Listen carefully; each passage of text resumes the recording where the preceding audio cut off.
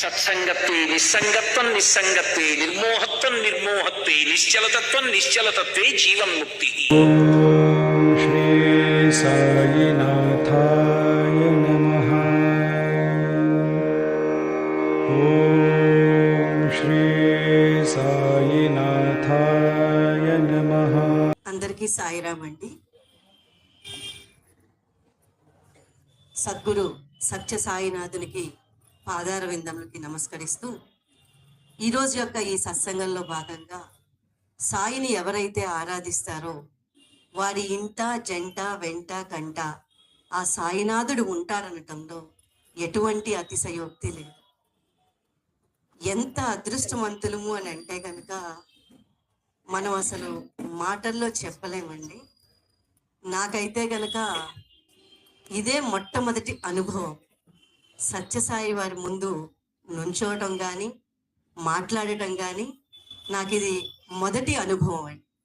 నేను 2 సార్లు మాత్రమే సత్యసాయి వారి ఈ యొక్క జ్యోతి భజనకి నేను వెళ్ళటం జరిగింది.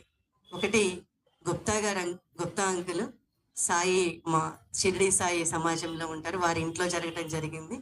మొన్నన సూర్యాంట్ సన్స్ వాళ్ళ ఇంట్లో జరిగిన రోజున వారి ఇంటికి కూడా నేను రావటం జరిగింది.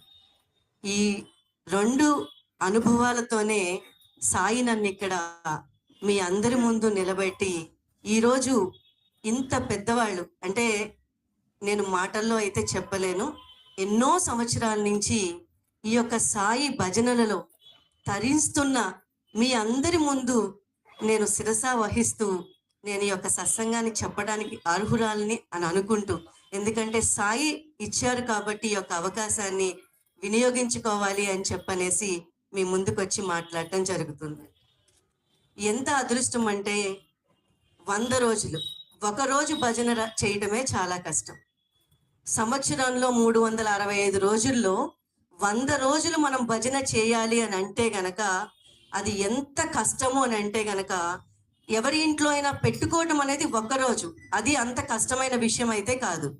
100 రోజులు నిర్వహించాలి అనేది అంటే ఆ చేస్తున్న కన్వీనర్ కానీ అందులో ఉండే కార్యకర్తలు కానీ వాళ్ళు పురుషులు అయి ఉండవచ్చు, వాళ్ళు మహిళలు అయి ఉండొచ్చు, ఎవరైనా కూడా అది ఎంత కష్టము అని అంటే గనక ఆ కష్టాన్ని కూడా చాలా సునాయాసంగా వాళ్ళ ఎన్ని పనులు ఉన్నా కూడా వాళ్ళ జీవితంలో ఎన్ని కష్టాలు ఉండొచ్చు సుఖాలు ఉండొచ్చు వాటన్నిటినీ కూడా పక్కన పెట్టి ఈ యొక్క భజనలో ఈ యొక్క కీర్తనలో ఇటువంటి పూజలలో వాళ్ళు గనక చేస్తున్నారు అని అంటే గనక వారికి ఎంత సాయి నుంచి ఎటువంటి ఎటువంటి ఆశీస్సులు ఉంటాయి అని అంటే గనక మనం మాటల్లో అయితే గనక చెప్పలేమండి.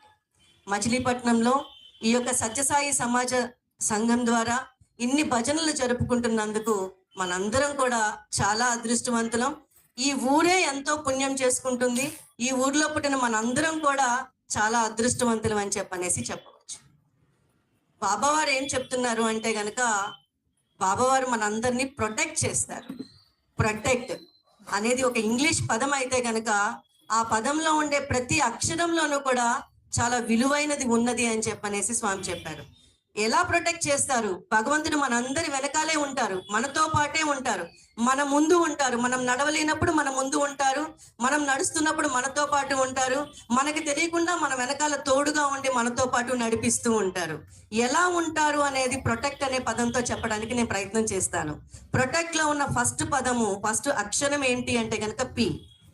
అంటే పి స్టాండ్స్ ఫర్ పర్సనల్. అంటే ఎప్పుడైనా చాలా అత్యవసరం అయినప్పుడు ఇంక ఎవరి సహాయము మనం అర్థించినా జరగనప్పుడు భగవంతుడు ఆయనంతటే ఆయనే వచ్చి మనకి సహాయాన్ని అందిస్తారు. ఆయనే వచ్చేస్తారండి. మనకి ఎన్నో పురాణాలు ఉన్నాయి. అంటే శ్రీకృష్ణ భగవానుడే గోవర్ధనగిరి ఎత్తడం అనేది కానీ ఏవైనా తీసుకున్నట్లయితే గనక స్వామి తనంతట తనే ప్రొటెక్ట్ చేస్తాడు అక్కడ ఉన్న వాళ్ళందరినీ కూడా. అది పి అయితే గనక. రెండోది ఏంటి అంటే గనక ఆర్ అంటే ఏంటంటే రిప్రజెంటేటివ్. ఆయన చేయలేనప్పుడు ఏం చేస్తారు అంటే కనుక ఆయన రానప్పుడు ఆయన ఒక రిప్రజెంటేటివ్ ని పంపిస్తారు. మనందరికీ మన జీవితంలో ఎక్కడో ఒక చోట ఒక అనుభవం ఉంటుందండి. మీ ద్వారా జరిగింది, ఈ కార్యక్రమం మీ వల్ల మాత్రమే జరిగింది, మీరు లేకపోతే ఏమైపోయేదో అని మనం చాలా మంది అంటూ ఉంటాం. తప్పనిసరిగా మన జీవితంలో ఏదో ఒక సంఘటనలో ఎవరో ఒకరు మనకి తెలియకుండానే చాలా పెద్ద సాయం చేసేసి ఉంటారు. ఆ సాయానికి ప్రేరేపించిన వాళ్ళు వెనకాల ఎవరు అంటే గనక భగవంతుడు. అది సత్యసాయి. మన ఎవరినైతే మనం నమ్ముకుంటామో వారు మన వెనకాలే ఉండి ఒక రిప్రజెంటేటివ్ ని పంపిస్తారండి. అది ఆర్. తర్వాత వచ్చేసరికి టీ ఏంటి అంటే గనక టీచింగ్. అంటే ఇలా చెప్పడం ద్వారా మనకి నేర్పిస్తూ ఉంటారు కొన్ని విషయాలు. దానికి మనకు చాలా బెస్ట్ ఎగ్జాంపుల్ తీసుకోవాలి అని అంటే గనక గీత బోధ చేశారు అర్జునుడు. ఆయన యొక్క ఆ యుద్ధంలో నేను చేయలేను అనగానే ఏమిటి అనేది ఆయన ప్రత్యక్షమయ్యి టీచ్ చేసి తర్వాత కార్యక్రమాన్ని జరిపించారండి. టీచ్ చేస్తారు, మనకి ఎవరో ఒక గురువు ద్వారా మనకి చెప్పడం జరుగుతుంది. టీచ్ చేస్తారు. ప్రొటెక్ట్ లో టీ. తర్వాత అక్షరము పిఆర్ఓ ఓ ఏంటంటే ఓమ్ని ప్రెసెన్స్. అంటే ఆయన మనకి కనపడరు, ఎవరి ద్వారా చేయరు, జరిగిపోతాయి మనకి. అది ఓమ్ని ప్రెసెన్స్ ద్వారా ఓతా జరుగుతుందండి. తర్వాత తర్వాత ఏంటి అంటే గనక ఎంపవరింగ్. అంటే మనల్ని మనమే ఎంపవర్ చేస్తారు. అంటే మనలోనే ధైర్యాన్ని, మనలోనే శక్తిని మనం చేసేయగలుగుతాం. అసలు మనం చేయడానికి దానికి సాధ్యులమే కాదు, మనకు అర్హత కూడా ఉండకపోవచ్చు, కానీ తెలియకుండానే జరిగిపోతుంది. అది ఎలా అంటే భగవంతుడు మనల్ని ఎంపవర్ చేస్తారనమాట. తర్వాత ఏంటంటే combination of all these things. అంటే మనకు పర్సనల్ గా రావటం, లేకపోతే రిప్రజెంటేటివ్ పంపించడం, లేకపోతే ఓమ్ని ప్రెజెన్స్ ఉండటం, లేకపోతే టీచ్ చేయటం, ఇవన్నీ కలిపితే గనక వచ్చే కాంబినేషన్ సి. ఆఖరణ ఒక పెద్ద అక్షరం టీ ఉందండి. అది ఏమిటి అని అంటే గనక మనందరం అనుకుంటాం, బాబా నిన్ను ప్రార్థించాను, నిన్ను వేడుకున్నాను, నాకేం జరగలేదు అని అందరం అనుకుంటాం. ఎక్కడో చోట ఒక క్షణం మనందరం ఏదో ఒక విషయంలో, అది పిల్లల చదువు అయి ఉండొచ్చు, ఫ్యామిలీ అయి ఉండొచ్చు, మన గ్రోత్ అయి ఉండొచ్చు, డబ్బులు అయి ఉండొచ్చు, ఆరోగ్యం అయి ఉండొచ్చు, ఏదో ఒక చోట మనం అనుకున్నా కూడా జరగని ఒక సంఘటన అయితే గనక ఉండిపోతుంది. ఆ సంఘటనకి ఏమిటి కారణం అంటే ఆ లాస్ట్ టీ. ఆ టీ ఏంటి అంటే టైం. ఆ టైం వచ్చేంత వరకు కూడా భగవంతుడు మనల్ని వెయిట్ చేయమనే చెప్పారు. మన క్లాక్ మనకి తిరుగుతూ ఉండుండొచ్చు, కానీ భగవంతుడి దగ్గర ఇంకొక క్లాక్ ఉంటుంది. ఆ క్లాక్ ఏంటి అంటే గనక మనలో ఉన్న శ్రద్ధని, మనలో ఉన్న సబూరిని ఎలా ఉంది అని చెప్పనేసి ఆయన తీసుకుంటూ మనల్ని ఆ ఆఖరి నిమిషం వరకు, ఆ ఆఖరి నిమిషంలో తప్పకుండా ఆయన సాయం చేస్తారు. మనలో ఉన్న పేషెన్స్ అయిపోతుంది లాస్ట్ ఇంక కాన్ బట్ అన్న టైంలో ఆయన వచ్చేసి మనల్ని రక్షించడం జరుగుతుంది. అదే ప్రొటెక్ట్ అండి. భగవంతుడు మనల్ని ఏదో రకంగా తప్పకుండా సాయం చేసి మనల్ని ముందుకు తీసుకువెళ్తారు. అన్యథా భావించకుండా ప్రతి ఒక్కరు ఒక్క నిమిషం ఆ స్వామి వంక, ఆ జ్యోతి వంక గనక ఒక్క నిమిషం చూసి మీరు మీ మనసులో ఉన్నది గనక చెప్తే గనక ఆ స్వామి ప్రొటెక్ట్ చేసి మిమ్మల్ని తీరుతారు. ఇలా తీరటం అంటే ఎన్నో రకాలు ఉంటాయి, ఎన్నో రకాలు. అలాంటి ఎన్ని రకాలు మనం చేయొచ్చు అంటే గనక ఒకటి, మనకి ఈ యొక్క కలియుగంలో ఉన్న ఒకే ఒక్క సాధన ఆయన తలుచుకోవాలి కదా. ఆయన తలుచుకోవాలంటే మనకున్న 24 గంటల్లో ఒక 7-8 గంటలు నిద్రతో సరిపోతుంది. ఇప్పుడున్న ఒక ఆయుధం సెల్ ఫోను 4 గంటలు దాంతో సరిపోతుంది. 12 గంటలు అయిపోతే ఇంకా 12 గంటలు మన ఉద్యోగ వ్యాపారాలతో మిగిలిన టైం అంతా కూడా అయిపోతుంది. భగవంతుణ్ణి స్మరించడానికి మనకు ఉన్న చాలా లిమిటెడ్ టైము. దాంట్లో మనం ఏం చేయగలం స్వామిని అంటే గనక నామం చేయగలం. నామం అంటే సాయి. ఎన్నిసార్లు అనగలరు రోజుకి? ఒకసారి అనండి, 2 సార్లు అనండి, 4 సార్లు అనండి, 10 సార్లు అనండి. మరి ఈ నామం ఎక్కువ అయ్యే కొద్దీ ఏమవుతుంది? నామం 1 నుంచి 10, 10 నుంచి 100, 100 నుంచి 1,00,000 అయ్యేసరికల్లా అది జపం అవుతుంది. మన తెలుగులో నామం అంటే ఒకసారి పలికితే నామం అవుతుంది, కొన్ని 100ల సార్లు పలికితే అది జపం అవుతుంది. జపం కాస్త ఇంకొకటి అవుతుంది. అది ఏమిటి అంటే మంత్రం అవుతుంది. ఎప్పుడవుతుంది మంత్రం అంటే ఎప్పుడైతే ఆ జపం అనేది చాలా నిశ్చింతగా, చాలా నిర్భయంగా, ఎప్పుడైతే మనం ఆ యొక్క జపాన్ని తలుస్తామో అదల్లా మంత్రం కాస్త మారిపోతుంది. కాబట్టి మనకి ఈ యొక్క హిందూ సాంప్రదాయంలో మనకి మంత్రం అనేది చాలా పవర్ఫుల్ అని చెప్తున్నాం. మంత్రం అనేది ఎక్కడి నుంచో రాలేదు. ఎక్కడి నుంచి వచ్చిందంటే జపం చేయడం ద్వారా వచ్చింది. జపం ఎక్కడి నుంచి వచ్చిందంటే నామం చెప్పడం ద్వారా వచ్చింది. కాబట్టి ఇక్కడ కూర్చున్న ఈ పెద్దలందరూ కూడా ఎంత అదృష్టవంతులు అని చెప్పి నేను చెప్పగలను అంటే గనక చాలా అంటే చాలా గుండెల మీద చేయి వేసి నేను చెప్పగలను, మీరందరూ ఎంత అదృష్టవంతులు అంటే మీరు నామ జపం చేసి మంత్రం దగ్గరికి వెళ్ళిపోయారు అని చెప్పనేసి. ఇది చేయటం వల్ల ఎలా ఉంటుంది అంటే గనక భగవంతుడు ఆయనలో ఆయన్నే కలిపేసుకుంటారండి. ఎలా కలుపుకుంటారు అనేది ఒక చిన్న ఎగ్జాంపుల్ ద్వారా మీకు చెప్పడానికి ప్రయత్నం చేస్తాను. ఒక 5 నిమిషాలు. మీ అందరికీ తెలుసు, ఎంతో మంది భక్తులు బాబా వారు కూడా ఎప్పుడు ఆయన నమ్మని చెప్పమని చెప్పలేదు. మీరు సత్య సాయినైనా తీసుకోండి, షిరిడి సాయినైనా తీసుకోండి, ఏ సాయి తీసుకున్నా కూడా వారు ఏం చెప్పారు అంటే నేనే రాముణ్ణి, నాలో రాముణ్ణి చూసుకోండి, నాలో కృష్ణుణ్ణి చూసుకోండి, నాలో విఠలుణ్ణి చూసుకోండి, నాలోనే శివుణ్ణి చూసుకోండి. అంటే వారే ఇది అని ఏది ఖచ్చితంగా చెప్పలేదు. కాబట్టి మనకు ఎవరికి ఏదైతే ఇష్టమో ఆ దేవుణ్ణి ఆయనలో మనం తప్పకుండా చూసుకోవచ్చు. అలా బాగా అంటే బాగా ఇద్దరు కూడా చెప్పిన ఒక్క భగవంతుడు ఎవరు అంటే గనక విఠలుడు. సో మీ అందరికీ తెలుసు, ఇప్పుడు ఈ యొక్క శాస్త్ర పరిజ్ఞానం పెరిగిన కొద్దీ, రీసెర్చ్ వర్క్ పెరిగిన కొద్దీ విఠల, మీ ఎవరికైనా సరే గుండె జబ్బు రాకుండా ఉండాలి అంటే గనక విఠల అనే నామాన్ని, విఠల విఠల విఠల ఆ పలికే నామాన్ని 1కి 100 సార్లు రోజుకి కనుక అనుకున్నట్లయితే హార్ట్ అటాక్స్ రావు అని చెప్పనేసి ప్రూవ్ చేయడం జరిగిందండి. చాలా ఆర్టికల్స్ అయితే కూడా పబ్లిష్ అయినాయి. కాబట్టి విఠల అనే నామం అనేది చాలా పవర్ఫుల్. కాబట్టి మనకి తెలియదండి, మన ఆంధ్రాలో కంటే, అంటే తప్పుగా అనుకోవద్దు, మన ఆంధ్రాలో కంటే కూడా కర్ణాటకలో, మహారాష్ట్రలో, తమిళనాడులో చాలా అంటే చాలా గొప్ప భక్తులు ఉన్నారు. అందుకనే మీ యొక్క ఏ చరిత్ర తీసుకున్నా కూడా చాలా పుస్తకాలు అన్ని కూడా అక్కడే ఉంటాయి. మనకల్లా నామ సంకీర్తనలో చాలా గొప్పవాళ్ళు అయిన వాళ్ళు అన్నమాచార్యుల వారు చాలా గొప్పవారు అయ్యారండి. అట్లా మనకి ఈ యొక్క మహారాష్ట్ర దేశం తీసుకుంటే చాలా మంది కీర్తనల ద్వారా చాలా పవర్ఫుల్ అయిపోయారు. వాళ్ళు భగవంతుని చూశారు, భగవంతుల్లో ఐక్యం అయిపోయారు. అలాంటి వారిలో మనందరికీ తెలిసిన వాళ్ళు తుకారాం గారు ఉన్నారు, అట్లాగే అమ్మవారు ఒక ఆవిడ ఉన్నారు, లేడీ ఉన్నారు. అట్లాగా చౌకా మేళా అని చెప్పనేసి ఒక వ్యక్తి గురించి చెప్తాను మీకు. సో చౌకా మేళా అనే అతను, అంటే ఇదివరకు రోజుల్లో భగవంతుని యొక్క గుడిలోకి వెళ్ళాలంటే కొంతమందికి అలౌడ్ లేదనమాట. కానీ ఆయన ఒక తండ్రి గారు సుధాముడు అని చెప్పనేసి, ఆయన ఒక విఠలుడు ఒక భక్తుడు. ఆ విఠలుని ప్రార్థించడం వల్ల చాలా సంవత్సరాల తర్వాత ఆయనకు ఒక కొడుకు పుడతారండి. ఆ కొడుకుకి చౌకా మేళా అని చెప్పనేసి నామకరణం చేయడం జరుగుతుంది.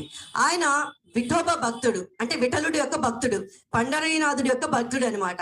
ఎంత భక్తుడు అంటే ఆయనకి వేరే చేయడానికి ఎటువంటి పని లేదు.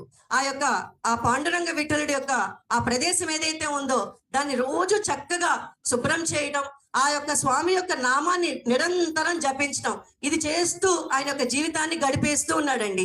కానీ అతనికి ఒక కోరిక ఉండిపోయింది. ఆ కోరిక ఏంటి అంటే, ఎంత నామం చేసినా అయ్యో ఒక్కసారి కూడా నేను స్వామిని చూడలేదే అనే ఒక్క బాధ అయితే గనక అతనిలో ఉండిపోయింది అనమాట. అతను చాలా అంటే చాలా ఎక్కడా గొప్ప భజనలు చేయలేదు, నిరంతరం నామం అతని మనసులో తలుచుకుంటూ మాత్రమే ఉన్నాడండి చౌకా మేళా అన్న అతను. ఇతని యొక్క బాధ స్వామికి తెలుసు. మీకు ఇందాక చెప్పాను లాస్ట్ టీ అని, ఆ టైం వచ్చేంత వరకు ఎవరైనా వెయిట్ చేయాలి. స్వామి వెంటనే ఇతను అనుకున్నాడు కదా అని అతనికి ఏమి ప్రత్యక్షం అయిపోలేదు. అతనికి కూడా ఒక పరీక్ష పెట్టడం జరిగింది, నిజంగా ఎంత ఉంది ఇతనికి నన్ను చూడాలి అని చెప్పనేసి.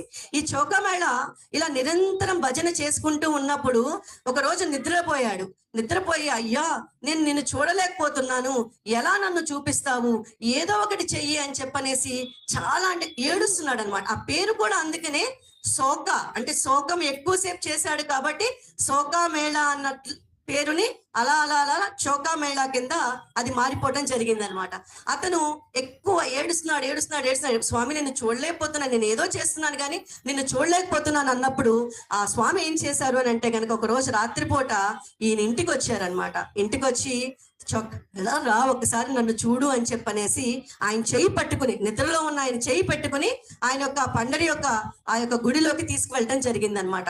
ఇది కొన్ని వందల సంవత్సరాల క్రితం నిజంగా జరిగిన యథార్థ సంఘటన. ఈయన లోపలికి వెళ్ళినప్పుడు స్వామి అంతకు ముందు వరకు కూడా చాలా మామూలుగా, అంటే ఎలా అయితే మిగిలిన మూర్తులందరూ ఉన్నారో అలాగే ఉండేవారట.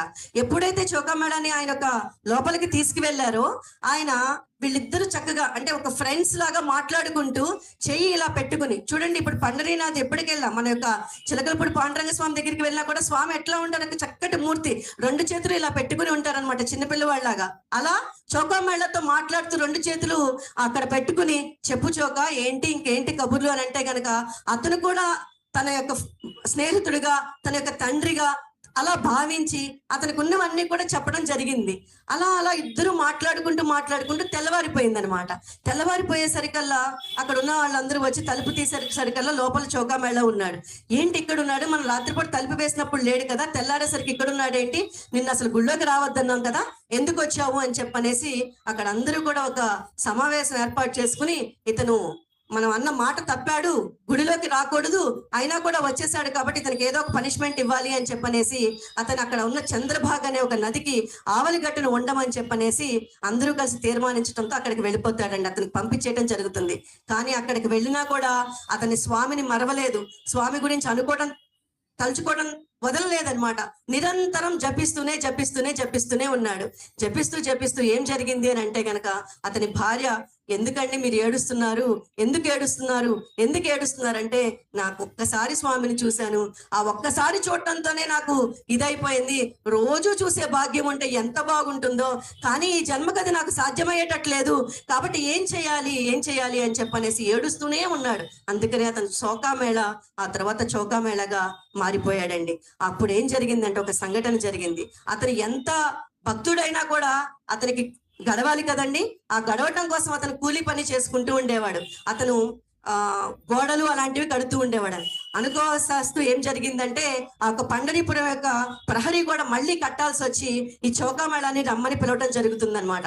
ఆ పండరీపురం యొక్క ప్రహరీ కూడా 14 అడుగులు కడుతున్నప్పుడు ఒక రోజు రాత్రిపూట ఆ గోడ దగ్గర అందరూ ఈ యొక్క కూలీలందరూ పడుకుని నిద్రపోతూ ఉంటే ఒక పిడుగు పడి ఆ గోడ వాళ్ళ మీద పడిపోయి అందరూ కూడా చనిపోతారండి. అక్కడ వాళ్ళందరూ కూడా అయ్యా ఎంత ఇది జరిగింది అని చెప్పనేసి అందరూ అనుకుని ఈ కూలీలందరినీ సామూహికంగా అక్కడ చేయటం జరుగుతుందన్నమాట. ఆ కార్యక్రమం చేస్తున్నప్పుడు అక్కడికి నామదేవుడు వస్తాడు. నామదేవుడు కూడా ఇంకొక భక్తుడు అనమాట. ఆ యొక్క పండరీపురంలో ఆయన వచ్చి చూస్తే ఆయనకి అక్కడ నిద్రిస్తారు. ఆ రోజున నిద్రించినప్పుడు పండరీనాథుడు ఆయన యొక్క కలలో కనపడి, నాయనా చోకామేళ నా దగ్గరే ఉండాలనుకున్నాడు, అలాంటి భక్తుడిని నేను వదులుకోలేను, కాబట్టి నువ్వేం చేస్తావంటే ఆ చోకామేళాన్ని తీసుకొచ్చి నా దగ్గరికి తీసుకురామని చెప్పనేసి అనేసరికి ఆయన ఎక్కడుంటాడు ఏంటని చెప్పనేసి అంతా ఎంక్వైరీ చేస్తే అతను చంద్రబాబు నదికి అవగలున్నాడని తెలిసింది. ఆ భార్యను అడిగితే లేదండి పండరీపురంలోనే ఈ యొక్క గోడ కట్టడానికి వెళ్ళాడు అని చెప్పడం. ఆ గోడ కడుతున్నప్పుడు వీళ్ళందరూ చనిపోయినప్పుడు అక్కడ అదంతా కూడా అందరినీ కలిపి చేసేసాము, కాబట్టి ఎక్కడున్నారో తెలియదు అని అంటే గనక అప్పుడు నామదేవుడు చెప్తాడు, ఎవరైతే నిరంతరం నామ జపం చేస్తారో వారు చనిపోయిన తరువాత వారి యొక్క ఏవైతే ఎముకలు ఉంటాయో అవి కూడా ఆ నామ జపం వినిపిస్తూ ఉంటది. కాబట్టి ఒకసారి అందరూ కూడా అక్కడున్న ఎముకలన్నిటినీ కూడా తీసుకురండి. ఏ ఎముకల్లో నుంచైనైతే కనుక విఠల అనే నామశబ్దం వినిపిస్తుందో అతనే చోకామేళ అని చెప్పనేసి తెలుసుకుందాం అనేసరికల్లా నిజంగా అక్కడ ఉన్న ఎముకలన్నీ తీసుకొస్తే ఒక 4 ఎముకల్లో నుంచి ఆ యొక్క శబ్దం వినిపించిందటండి. ఆ శబ్దం విన్న ఆ 4 ఎముకల్ని ఈ రోజు కూడా పండరీపురంలో ఆ యొక్క చంద్రబాగ్ నది ఒడ్డున వాటిని ప్రతిష్ఠించి అక్కడ ఒక గుడి కట్టి ఆయన ఎదురుగుండా స్వామికి ఎదురుగుండా అతన్ని ఏర్పాటు చేయడం జరిగిందంట. ఎవరైతే నామ జపం చేస్తారో వారు ఎలా ఉంటారు అంటే గనక మనం ఈ యొక్క సహజీవనంలోనే కాకుండా స్వామి దగ్గరికి వెళ్ళిన తరువాత కూడా ఆయన దగ్గరలోనే ఉండి మనం ముక్తిని పొందుతాము అని చెప్పనేసి ఈ యొక్క కథ మనకు చెప్తుంది. కాబట్టి భగవంతుడిని అందరూ కూడా ప్రార్థించండి, భగవన్ నామ జపంలో తరించండి అని అందరినీ కోరుకుంటూ ఈ యొక్క పెద్దలందరికీ కూడా నా శిరస్సు వంచి నమస్కరిస్తూ సత్యసాయినాథుడిని నిరంతరం మా మీద ఆయన యొక్క ప్రేమని మా మీద ప్రసరింపచేయాలని చెప్పనేసి కోరుకుంటూ ఈరోజు సత్సంగాన్ని ముగిస్తున్నాను.